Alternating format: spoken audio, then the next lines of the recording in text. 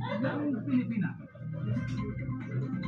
Gikan sa hawanan sa Miss O Radio 87.5 FM, amo karon hinatod ang mga maundanong balita. Pinaagi sa Miss O Radio Patrol Balita sa hapon.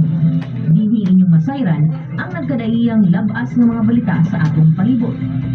Miss O Radio Patrol Balita sa hapon. Kung karon ang inyong mga tigbalita.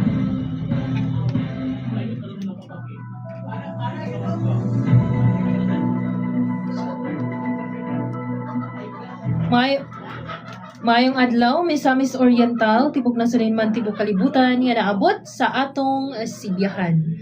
Adlaw Biyernes karon, Hulyo 10, tuig 2026. Nagapaminaw kamo sa Miss O Radio 87.5 News FM. Kini tigbalita Miss Or Step Berganyo, alang sa Miss O Radio Patrol Balita sa hapon. Kini man unang balita karong orasa.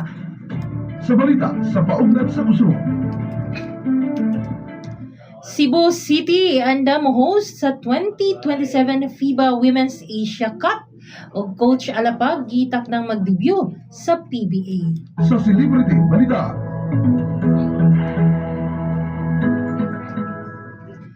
Ayo or Iyon og Legion Sok bulag na og Bonnie Tyler namatay.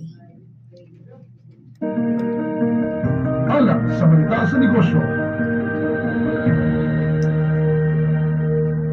Revenue target sa PIR o BOC giusab sa gobyerno o GIR sa Pilipinas niabot sa 104 billion dollar og Pinok og MIC nagpuban alang sa petroleum storage project sa Bataan.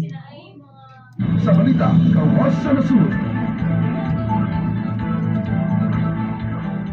Ceasefire sa Iran giwagtang ni Trump og presyo sa oil misulbong pag-usab. Samtang libuan ka sigarilyo nga gitago sa pinya padulong Gaza na sakmit. Sa balita, sunod sa nasud.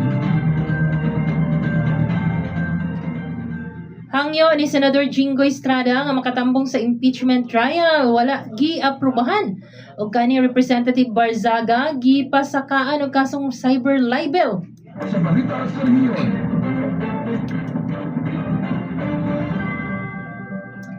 Ekonomiya sa Kamigin, misaka.